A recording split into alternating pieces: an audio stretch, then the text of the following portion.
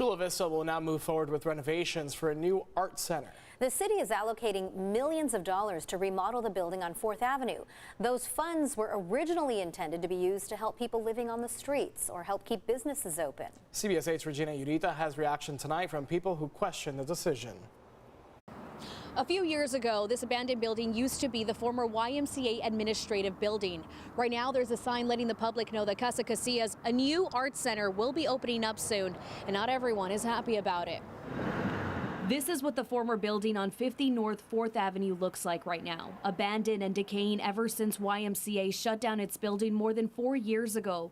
It also sits within the view of people living in tents near Eucalyptus Park. But soon, the city-owned property will be turned into a new art space called Casa Casillas, a name that's already causing lots of controversy among locals. The space will be named after the outgoing mayor's mother. The issues don't stop there. Millions in renovations for that new art center are also being allocated from the American Rescue Fund, an emergency federal grant that could be used to help small businesses stay afloat and open services for people living on the streets. Here recently, after looking over the agenda, we found that they were going to take and allocate another $1.45 million from federal rescue plan.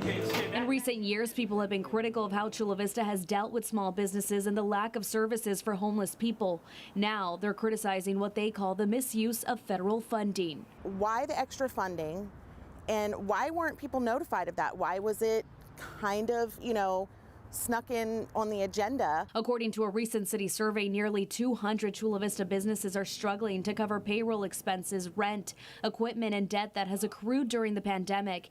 And businesses on 3rd Avenue say the city rarely gives support to those struggling. I don't think there's a single business on 3rd Avenue that wasn't impacted fairly well by the past couple of years, both, like I said, by the pandemic and then the way, certain things have been handled. As for homeless advocates, they are still waiting for the first homeless shelter to open in the city. I reached out to the city and asked why these funds were being prioritized for an art space instead of homeless services and grants for businesses.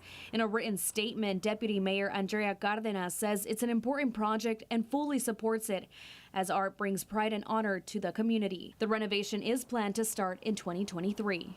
Regina Urita, CBS 8.